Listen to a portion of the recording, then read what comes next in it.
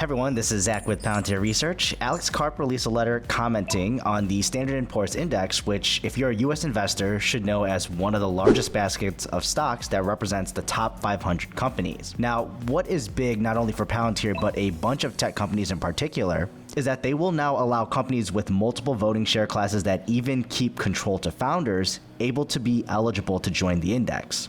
Of course, there are a bunch of other requirements to even be eligible, but for Palantir, this was probably the only one where you can't just grow or operate or perform into this, where you'd literally have to give up control. Now, this is great news and all, but what's so great if they get into the S&P and possibly over time into the S&P 500, which are those top 500 companies? Well, think of all the retirement plans and even look at your own IRA accounts. There are index fund options, and index funds essentially mimic the index, forcing these institutions to buy the stock within the index to replicate the returns appropriately. So yeah, if you join the S&P 500 and get accepted, these large institutions are essentially forced to buy your stock, which is a huge deal, especially for Palantir if they could achieve this at some point. But that's the real question: at what point? Now, I want to focus on the particular roadblock, which I believe they will naturally meet over time. Some may think sooner or later than myself, and it's right here on their eligibility page for the Standard & Poor's Index. There is a financial viability requirement where they need to be cumulatively profitable for the last 4 quarters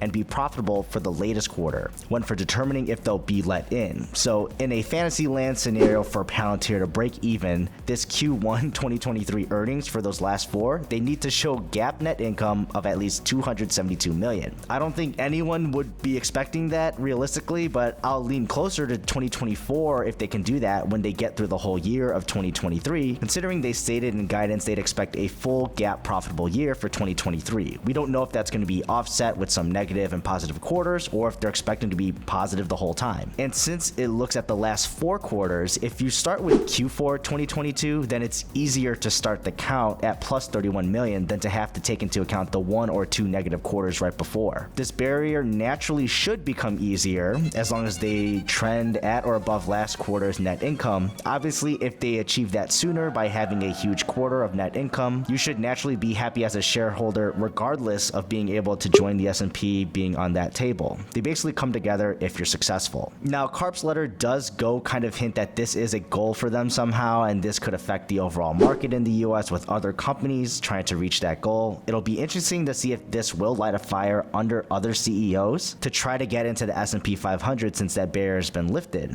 that weren't allowed just for this reason of maintaining control as founders. I know Snapchat is a funny example as well. I've seen some articles on it having been going into it, but their net income is very negative as well, so that will take time for them, but that possibility is always something for a shareholder to hold on to, but I wouldn't hold my breath myself. And now my thoughts on all this: it sets a tone for Palantir that it's in the realm of possibilities, so Alex Karp wanted to at least make a comment on this, especially if some other investors might raise concern on why this doesn't matter to Palantir. So I think it's more to cover their bases for those folks who want to make sure it's on the radar of Palantir and will try to perform to those bars, rather than thinking it's really to hype themselves up because that raises more expectations, when in reality this will take time for them, and everyone knows that, to even be eligible regardless of this barrier being taken down. Now, optimistically, I'd like this to come sooner the better, but not even thinking about this as an investor is probably the way to go, and just keep it in the back of your mind. I like to think of it as a byproduct of being successful. Like, think of a product that is truly bringing value and changing organizations. As a byproduct of that, they're putting that time invested into engineering of the product and hopefully into the sales of the product, and we start seeing the byproduct of that, which is increased revenue without much need for raising their expenses since they've put all that effort initially. We've actually seen this already with Palantir, just not very ginormous at scale yet. Same with reaching GAAP profitability. At some point where it's consistent, you'll come to a point where you go, oh wow, we're eligible for the S&P 500, and I wasn't really thinking about it.